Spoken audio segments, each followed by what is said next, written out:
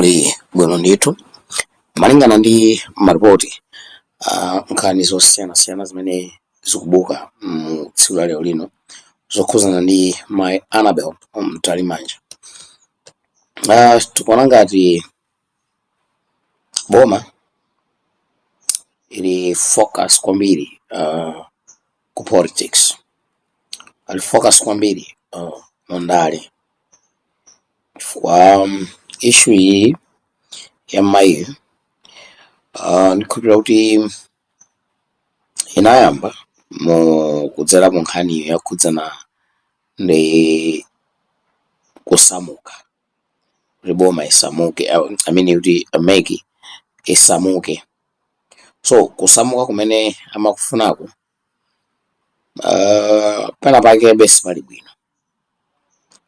bwino chifukwa issue iyi ku court ndi yapitaso and ndikhulupirira kuti ena mulibe nayo chilendo yayi cause iyi inali kuti kungoyamba ndi kuyamba kuti alumbiritsa president inayamba ndi nkhani imeneyi zomwe zili zinzo pasabe bize kuti misonkho ingolowapo anyhow, while we have a lot of things the government could have done it in short time instead of focusing on those who are running with our taxes, those who are busy doing corruption so that we can benefit on something.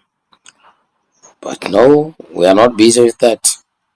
We are busy with things that cannot even give us money, things that cannot develop our country.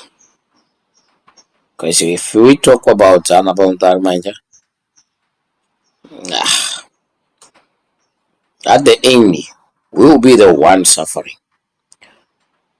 Because misonkho yathu ikhala ili busy kuteteza kuti boma isaluse mlandu.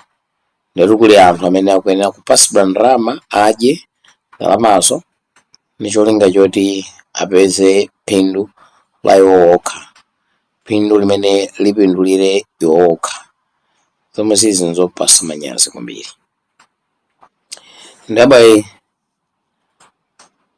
pakali pano I think tikufunika kuti tikule mu bongo, tikule mu ndale mwawomo, tichivomereze kuti andale athu m'Malawi muno ndi achonchi and kulimbana nawo titanthawi.